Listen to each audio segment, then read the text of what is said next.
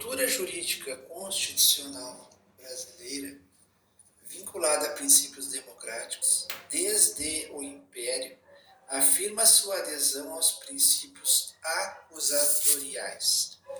O atual Código de Processo Penal, entretanto, apesar de afirmar que o processo é acusatorial, conformando-se, portanto, às disposições constitucionais, diz que tal processo pode ser precedido de um procedimento extrajudicial, conduzido pela autoridade policial, sob a fiscalização do promotor e do juiz, de caráter inquisitorial.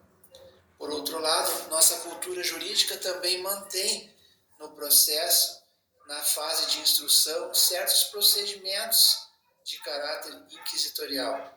O interrogatório do acusado, feito pelo juiz, sem interferência das partes, o promotor e a defesa podem apenas assisti-lo, e aquele normalmente não o faz. A possibilidade de o juiz trazer provas aos autos e, curiosamente, a interpretação do silêncio do réu, que pode vir em prejuízo da sua própria defesa. Aqui tem uma nota de rodapé, que eu vou passar a ler a nota número 8. No Brasil, apenas as testemunhas podem ser processadas por mentira em juízo. Seria o falso testemunho. Seguindo a tradição canônica, os réus só devem se auto-acusar quando arrependidos pela confissão. Daí a interpretação oposta do silêncio do acusado nos dois sistemas. No acusatorial, ele tem o direito de calar-se enquanto se tenta provar algo contra ele.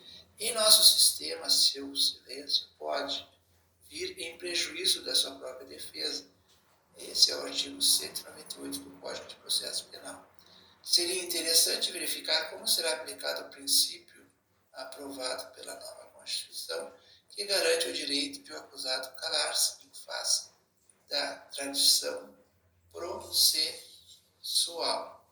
Então agora nós vamos voltar aqui para o texto, porque nós estávamos lendo então a nota de pé, de página número 8. Por outro lado, nos casos de julgamento pelo tribunal do júri, ao final dos debates, o juiz elabora, com a colaboração da defesa e do Ministério Público, uma lista de quesitos, ou seja, de perguntas, que devem ser obrigatoriamente respondidas pelos jurados, sigilosa e individualmente, por voto secreto, caracterizando o nosso veredito como uma opinião que não é produzida em público entre os jurados, que permanecem isolados não só do público em geral, mas também entre si. Neste tipo de julgamento, os jurados não podem comunicar-se uns com os outros. Além dessa convivência de princípios opostos, tornada possível pelos pressupostos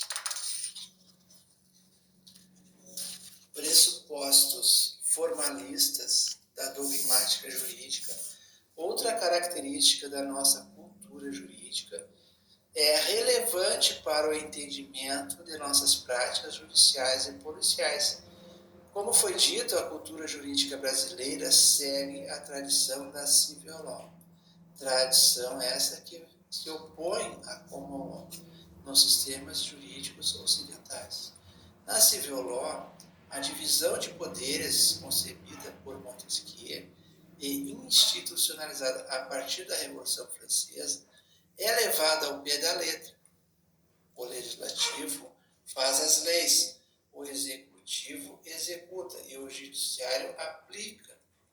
Teoricamente, ao legislativo cabe com exclusividade a produção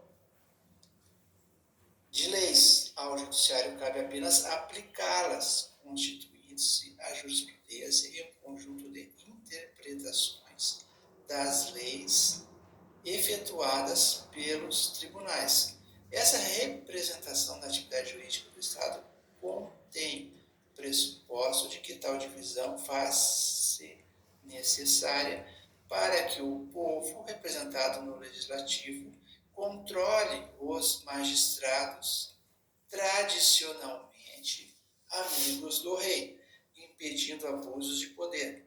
Para a consecução deste objetivo, é necessário que o legislativo anteveja os casos que os juízes vão julgar, para fazer leis que a eles se ajustem e impedir ao máximo o arbítrio das decisões judiciais, sempre possível nos casos não previstos em lei. Se isso produz uma atividade legiferante, intensa e sempre hipotética por parte do legislativo, também faz com que o judiciário ligue sua identidade ao estrito cumprimento da lei. O juiz, teoricamente, não pode usar de critérios pessoais em seu julgamento, que persegue o ideal de uma perfeição racional e lógica, de aplicação de premissas maiores a menores para chegar a conclusões.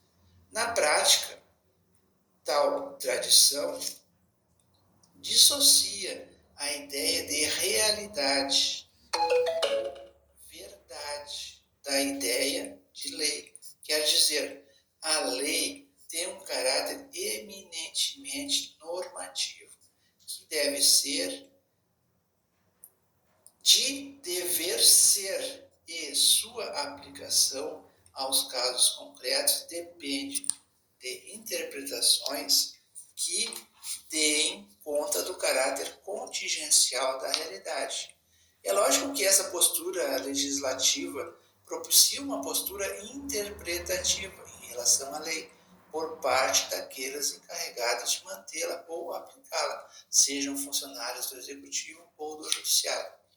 Tal tradição jurídica opõe-se à common law, na qual o controle do abuso de poder é exercido só pelos representantes do povo eleitos para fazer as leis no legislativo, mas também pelo banco do júri, onde os cidadãos, inclusive, aprendem os valores legais que permitem a convivência em sociedade. Este sistema opera uma interessante identidade entre verdade, fatos e lei.